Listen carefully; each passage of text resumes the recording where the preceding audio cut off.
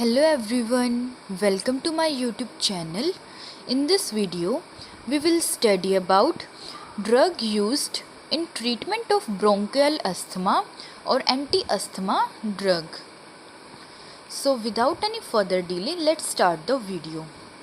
So सबसे पहले हम पढ़ेंगे कि ब्रोंकियल अस्थमा क्या होता है, उसके बाद पढ़ेंगे कि ब्रोंकियल अस्थमा को ट्रीट करने के लिए कौन कौन सी ड्रग्स का यूज़ किया जाता है। ठीक है। सो ब्रोंकियल अस्थमा क्या होता है? ब्रोंकियल अस्थमा एक रेस्पिरेटरी डिसऑर्डर होता है, ठीक है, और एक मेडिकल इमरजेंसी कंडीशन होती है। ये मेनली 3 रीज़न की वजह से अराइज होती है। फर्स्ट, जब स्पाज़म हो जाता है ब्रोंकियल म्यूकस मेम्ब्रेन का, ठीक है, स्पाज़म मीन्स कॉन्ट्रैक्शन हो जाए, जो ब्रोंकियल म्यूकस मेम्ब्रेन है उसका स्वेलिंग हो जाए, जो ब्रोंकियल म्यूकस मेम्ब्रेन है उसकी स्वेलिंग या इन्फ्लामेशन हो जाए ब्रोंकियल म्यूकस मेम्ब्रेन की जब। एंड थर्ड रीज़न होता है जब ब्रोंकियल म्यूकस सीक्रेशन इंक्रीज़ हो जाती है, ठीक है। सो ये होता है bronchial asthma.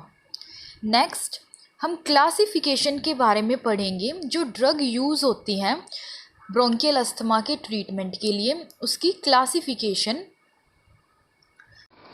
So first classification के अंदर आते हैं ब्रोंकियोडाइलेटर्स, ठीक है। सो ब्रोंकियोडाइलेटर्स के अंदर भी 3 टाइप्स आते हैं, सिम्पैथोमाइमेटिक्स, मिथाइलजेंथीन एंड एंटीकोलिनर्जिक, ठीक है। नेक्स्ट जो सिम्पैथोमाइमेटिक्स होते हैं ये भी 2 पार्ट्स में डिवाइड होते हैं, selective beta 2 adrenergic antagonist and next है non selective beta 2 adrenergic antagonist, ठीक है। सो जो सेलेक्टिव बीटा 2 एड्रीनर्जिक एंटागोनिस्ट है, इसके अंदर जो ड्रग्स आती हैं वो होती है सल्ब्यूटामोल, सेलमेट्रोल, टर्ब्यूटालिन, ठीक है। एंड जो नॉन सेलेक्टिव सिम्पैथोमाइमेटिक्स होते हैं उसके अंदर ड्रग आती है एड्रेनालिन।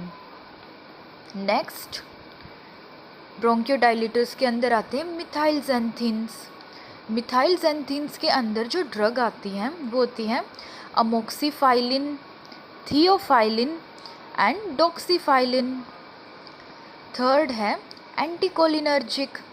एंटीकोलिनर्जिक के अंदर आते हैं आइप्राट्रेपियम ब्रोमाइड एंड थियोट्रोपियम ब्रोमाइड, ये ड्रग आती है मेनली इसके अंदर। सो फर्स्ट क्लासिफिकेशन थी ब्रोंकियोडाइलेटर्स, ये ब्रोंक्यूल्स को डायलेट करने का काम करते हैं, ठीक है, रिलैक्स करने का काम करते हैं। सेकंड क्लासिफिकेशन है ल्यूकोट्राइन रिसेप्टर एंटागोनिस्ट। सो इसके अंदर मेनली 2 ड्रग आती है, montelukast and zafirlukast. Third classification is mast cell stabiliser.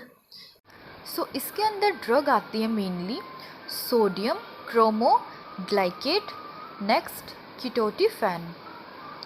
So fourth classification is corticosteroids. Now जो कॉर्टिकोस्टेरॉइड्स होते हैं ये 2 पार्ट में डिवाइड होते हैं, first systematic corticosteroid, second one is inhalational corticosteroid. Now जो सिस्टमैटिक कॉर्टिकोस्टेरॉइड्स हैं उसके अंदर जो ड्रग आती हैं वो हैं betamethasone, prednisolone and hydrocortisone. Next है इनहेलेशनल कॉर्टिकोस्टेरॉइड। सो इसके अंदर जो ड्रग आती हैं वो होती हैं बैक्लोमेथासोन, बुडिसोनाइड, सिक्लिसोनाइड। सो गाइस ये थी क्लासिफिकेशन एंटी अस्थमा ड्रग की, ठीक है, जो अस्थमा के ट्रीटमेंट में जो ड्रग यूज़ होती है उसकी क्लासिफिकेशन थी। नाउ इन ड्रग्स को डिटेल में पढ़ेंगे हम। फर्स्ट ऑफ ऑल हम पढ़ेंगे ब्रोंकियोडाइलेटर्स के बारे में। सो जो ब्रोंकियोडाइलेटर्स होते हैं ये क्या करते हैं, ये रिलैक्स करते हैं, जो ब्रोंकियल स्मूथ मसल्स होती हैं उनको रिलैक्स करते हैं, ठीक है। नाउ इसके अंदर जो ड्रग आती हैं सेलेक्टिव बीटा 2 एड्रीनर्जिक एंटागोनिस्ट के अंदर सल्ब्यूटामोल, उसके बारे में पढ़ेंगे। सो गाइस, मेनली मैं कोई भी एक ड्रग एक्सप्लेन करूँगी हर क्लासिफिकेशन में से, ठीक है। सो सिम्पैथोमाइमेटिक्स में से अभी हम सल्ब्यूटामोल ड्रग के बारे में पढ़ेंगे एंड इन सभी ड्रग्स का मैकेनिज्म ऑफ एक्शन सेम होता है, ठीक है। सो जो सल्ब्यूटामोल है, फर्स्ट ऑफ ऑल इसके इंट्रोडक्शन के बारे में पढ़ेंगे। ये ऑर्डरलेस होती है, वाइट पाउडर होता है एंड इसका बिटर टेस्ट होता है। ये डायरेक्टली एक्टिंग होती है, जैसा कि हमने पढ़ा ये सिम्पैथोमाइमेटिक ड्रग होती है, उसके अंदर आती है ये ड्रग। नेक्स्ट हम पढ़ेंगे इसके मैकेनिज़्म ऑफ एक्शन के बारे में। सो जो सिम्पैथोमाइमेटिक ड्रग होती है ये क्या करती है, ये ब्लॉक करती है, जो फॉस्फोडाइस्ट्रेज एंजाइम होता है उसको ब्लॉक करती है, ठीक है, ताकि रिलैक्सेशन हो सके जो ब्रोंकियल स्मूथ मसल्स हैं उनका, ठीक है। इसलिए जो फॉस्फोडाइस्ट्रेज एंजाइम उसको ब्लॉक कर देती है एंड रिलैक्सेशन कोज करती है जो ब्रोंकियल स्मूथ मसल्स हैं उनका। सो नेक्स्ट हम पढ़ेंगे फार्माकोकाइनेटिक्स के बारे में, जो हमारी बॉडी है वो ड्रग के साथ क्या करती है, मीन्स कैसी एब्जॉर्ब होती है ड्रग, ठीक है, कहाँ से एक्सक्रिएशन होता है, कहाँ पर मेटाबॉलिज्म होता है। सो जो सल्ब्यूटामोल होती है उसको एडमिनिस्टर किया जाता है ओरली, ठीक है, ओरल रूट से दिया जाता है मेनली इसको। नेक्स्ट डिसइंटीग्रेशन और डाइसोल्यूशन होता है इसका स्टमक के अंदर, ठीक है, ब्रेक डाउन होता है ड्रग का एंड सॉल्यूशन फॉर्म में कन्वर्ट हो जाती है स्टमक में जाकर। एब्जॉर्प्शन इसका स्मॉल इंटेस्टाइन में होता है एंड किडनी के थ्रू इसका एक्सक्रिएशन होता है यूरिन के फॉर्म में। नेक्स्ट इसकी डोज के बारे में पढ़ेंगे। सो टैबलेट्स में इसको 2 mg 4 mg टैबलेट्स दी जाती है एंड सिरप में 2 mg पर 5 ml, ठीक है। एंड एस्थलीन इनहेलेशन, इनहेल भी करवाया जा सकता है, इनको इनहेलर फॉर्म में दिया जाता है इनको 200 to 400 मीटर डोजेस। नेक्स्ट हम इसकी इंडिकेशंस के बारे में पढ़ेंगे और यूजेस के बारे में पढ़ेंगे कि जो सल्ब्यूटामोल है उसके क्या क्या यूजेस होते हैं। फर्स्ट तो ये ब्रोंकियल अस्थमा में यूज़ होती है, क्रोनिक जो ब्रोंकाइटिस होता है उसमें यूज़ होती है, ब्रोंकाइटिस मीन्स जो ब्रोंकियल्स की इन्फ्लामेशन हो जाती है क्रोनिक, उसमें एम्फाइसीमा में यूज़ किया जाता है। अदर जो ब्रोंकियोपल्मोनरी डिसऑर्डर होते हैं जो इन्वॉल्व करते हैं ब्रोंकियोस्पाज्म को, उसमें यूज़ किया जाता है। एंड जो सल्ब्यूटामोल है should not be given with propranolol, जो प्रोप्रेनोल ड्रग होती है उसके साथ नहीं देना चाहिए इस ड्रग को। नेक्स्ट इसके साइड इफ़ेक्ट के बारे में पढ़ेंगे। First nausea, then vomiting, headache, palpitation, tachycardia, anorexia and muscle tremors, ये कुछ इसके साइड इफ़ेक्ट हैं। Next contraindications. सो कब नहीं देना चाहिए इस ड्रग को, एक जो हाइपरटेंसिव पेशेंट होते हैं जिनका बीपी हाई होता है उनको नहीं देना चाहिए, प्रेगनेंसी में नहीं देना चाहिए एंड जो हार्ट डिजीज़ के पेशेंट होते हैं उनको नहीं देना चाहिए। सो अभी हमने ब्रोंकियोडाइलेटर्स में सल्ब्यूटामोल के बारे में पढ़ा है। नेक्स्ट हम non selective beta 2 adrenergic antagonist में एड्रेनालिन के बारे में पढ़ेंगे। इन दोनों का मैकेनिज्म ऑफ एक्शन भी सेम होता है। सो जो एड्रेनालिन होती है ये मेनली इमरजेंसी ड्रग होती है, ठीक है। ये एक ब्रोंकियोडाइलेटर के फॉर्म में यूज़ होती है, मीन्स ब्रोंक्यूल्स को डायलेट कर देती है, रिलैक्स करती है। ये एक्यूट जो अटैक होता है अस्थमा का उसमें यूज़ होती है एंड इसको सबक्यूटेनियसली दिया जाता है, ठीक है, ब्रोंकियल अस्थमा को ट्रीट करने के लिए। सो ये थे सिम्पैथोमाइमेटिक्स। नेक्स्ट हम मिथाइलजेंथिन्स के बारे में पढ़ेंगे। सो मिथाइलजेंथिन के अंदर मैं एक्सप्लेन करूँगी थियोफाइलिन ड्रग को, ठीक है, एंड जो एमोक्सीफाइलिन, डॉक्सीफाइलिन है, इनका जो मैकेनिज्म ऑफ एक्शन है वो सेम रहेगा, सेम एक्शन परफॉर्म करती हैं ये सेम थियोफाइलिन के जैसे ही। सो जो थियोफाइलिन ड्रग होती है ये ऑर्डरलेस होती है, इसका आप इंट्रोडक्शन पढ़ेंगे पहले। ये ओडरलेस होती है और क्रिस्टलाइन पाउडर फॉर्म में होती है। ये डिज़ोल्व हो सकती है वाटर के अंदर एंड इस ड्रग का जो टेस्ट होता है वो बिटर होता है। नेक्स्ट हम इसकी फार्माकोकाइनेटिक के बारे में पढ़ेंगे। जो थियोफाइलिन ड्रग होती है इसको ओरली दिया जाता है एंड इसका जो डिसइंटीग्रेशन और डिसोल्यूशन होता है वो स्टमक के अंदर होता है, ब्रेक डाउन होता है इसका स्टमक के अंदर। एब्जॉर्प्शन इसका स्मॉल इंटेस्टाइन में होता है। मेटाबॉलिज्म इसका लीवर में होता है एंड थियोफाइलिन एक्सक्रिएट आउट होती है किडनी से यूरिन फॉर्म में। नेक्स्ट हम इसके मैकेनिज्म ऑफ एक्शन के बारे में पढ़ेंगे। सो जो थियोफाइलिन ड्रग है ये भी जो फॉस्फोडाइस्ट्रेज एंजाइम होता है उसको ब्लॉक कर देती है एंड रिलैक्सेशन कोज करती है। जो स्मूथ मसल्स होती है ब्रोंकाई की उसको रिलैक्स करती है। ठीक है, नेक्स्ट इसकी डोज के बारे में पढ़ेंगे। सो 100 to 200 mg दे सकते हैं इसको 6 आवरली, हर 6 घंटे में। नेक्स्ट इसके कुछ इंडिकेशंस हैं। ठीक है, इसके यूजेस के बारे में पढ़ेंगे। फर्स्ट है ब्रोंकियल अस्थमा में यूज़ होती है, क्रॉनिक ब्रोंकाइटिस में यूज़ होती है एंड जब ब्रोंकियोस्पाज्म हो जाता है, ठीक है, जो क्रॉनिक ऑब्स्ट्रक्टिव पल्मोनरी डिजीज़ है उसके अंदर यूज़ होती है। ब्रोंकियोस्पाज्म मीन्स जो ब्रोंक्यूल्स होती है उनका कॉन्ट्रैक्शन हो जाता है जब। नेक्स्ट इसके कुछ साइड इफ़ेक्ट होते हैं। Anxiety, headache, insomnia, vomiting, dizziness, restlessness, nausea, skin rashes, लो बीपी, इरिटेबिलिटी, ये कुछ साइड इफ़ेक्ट हैं इसके। नेक्स्ट हम इसके कॉन्ट्रा इंडिकेशन के बारे में पढ़ेंगे। कब नहीं देनी चाहिए ये drug. So first Contra indication है हाइपर सेंसिटिव। जो हाइपर सेंसिटिविटी होती है जिन पेशेंट को इन ड्रग्स से, उनको नहीं देनी चाहिए। लीवर डिजीज़ के पेशेंट को, हार्ट डिजीज़ के पेशेंट को, डायबिटिक पेशेंट होता है उनको नहीं देनी चाहिए ड्रग।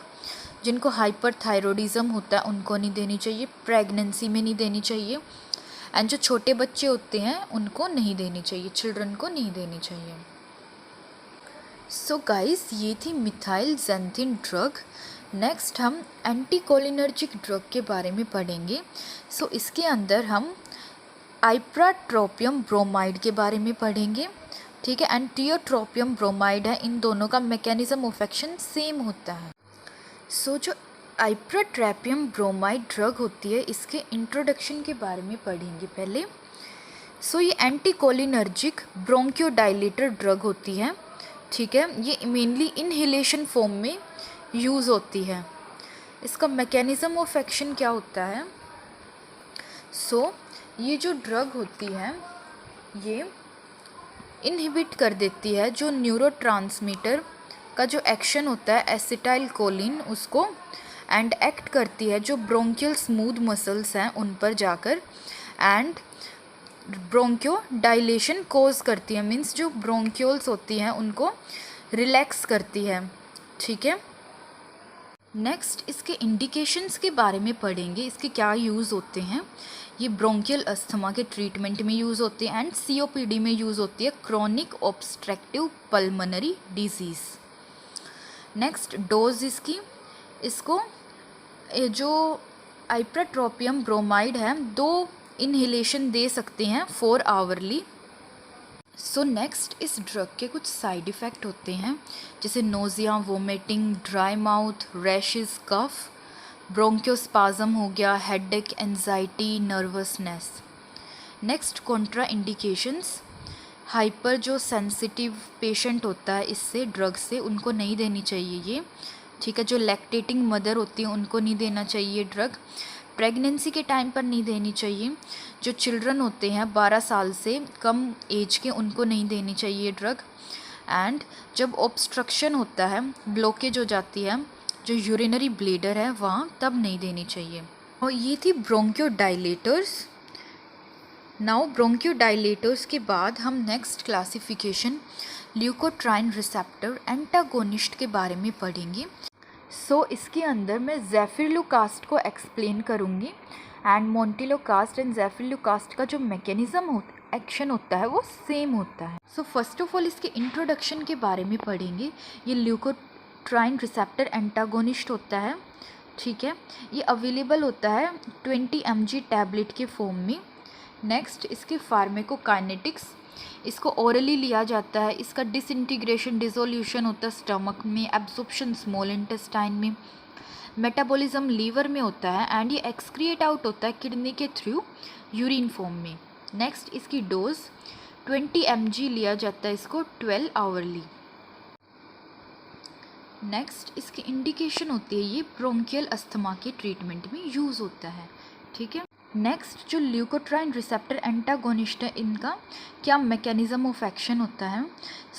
ये ल्यूकोट्राइन रिसेप्टर के ऊपर जाकर एक्ट करते हैं एंड रिलैक्सेशन कोज करते हैं जो ब्रोंकियल स्मूथ मसल्स होती हैं उनकी, ठीक है, जिससे जो इन्फ्लामेशन डिक्रीज़ हो जाती है ब्रोंकियल स्मूथ मसल की एंड जो म्यूकस प्रोडक्शन है वो भी डिक्रीज़ हो जाती है। सो गाइस मेनली इस ड्रग को ओरली कंज्यूम किया जाता है।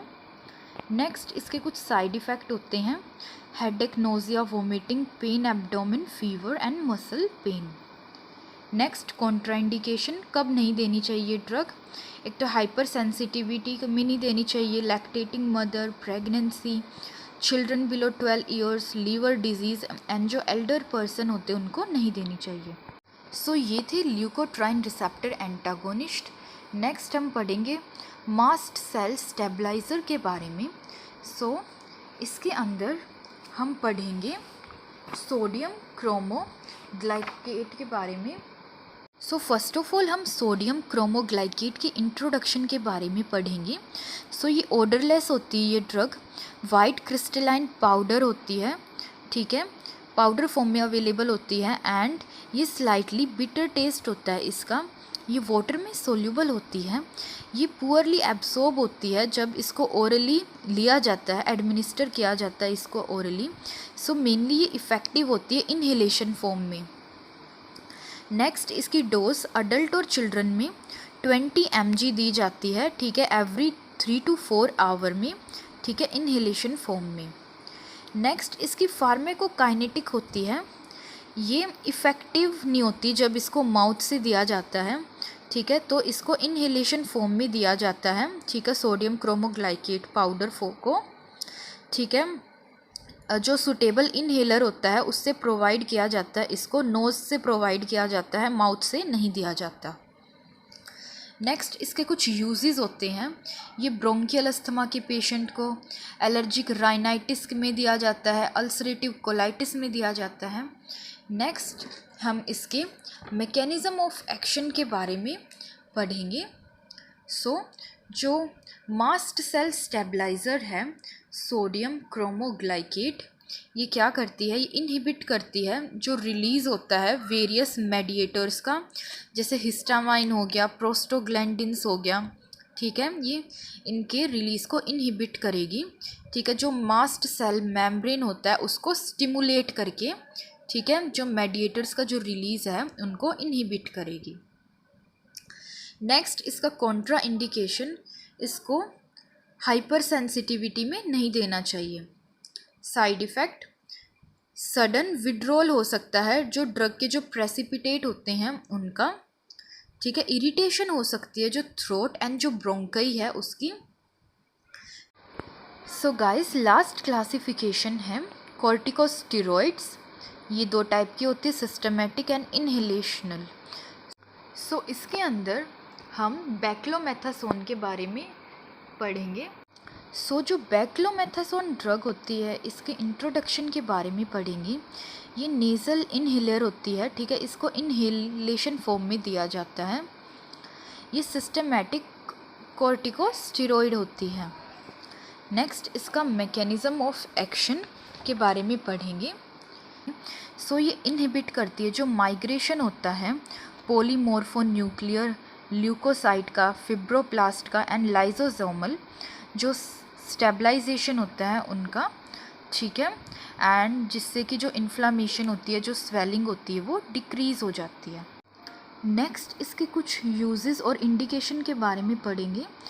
इसको ब्रोंकियल अस्थमा में दिया जाता है इस ड्रग को एंड राइनाइटिस के पेशेंट को दिया जाता है।